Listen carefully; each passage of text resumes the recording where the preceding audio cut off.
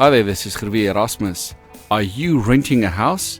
Here is some valuable information about the deposit.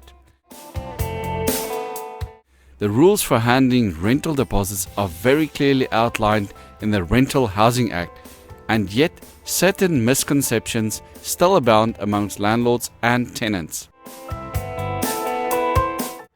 One of the most common questions people have about deposits during and after the conclusion of the lease is, who is responsible for managing the deposit? The answer is that a tenant's deposit is typically held by the person or the company managing the rental relationship. This could be a management agent or it could be a landlord. Now, how would you know who is keeping your deposit? It will be the one collecting the rent, of course.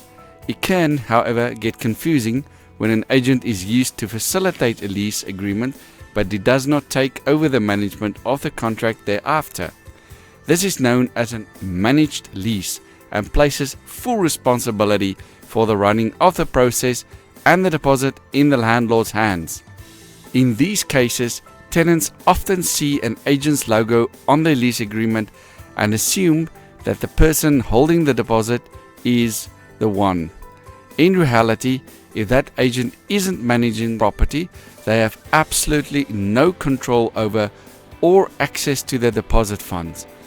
Why are there separate deposits for damages and services?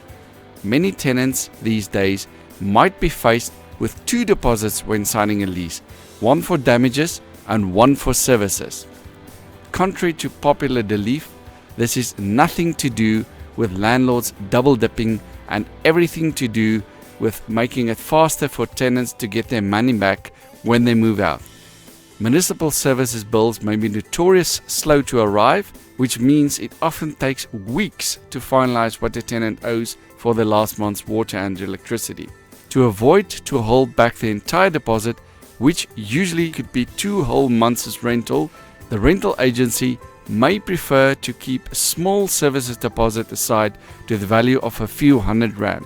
This enables the agent to refund tenants their much larger deposit while waiting for the municipal bill. How quickly must the deposit be returned?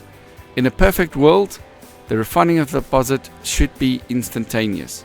If there are no damages, the deposit must be refunded in full within 7 days. This isn't because landlords or agents are slow or lazy. It can literally take days to complete the process required to transfer these funds. If damages are found during the outgoing inspection, the landlord or the representative has 14 days in which to fix these and retain the remainder of the deposit to the tenant.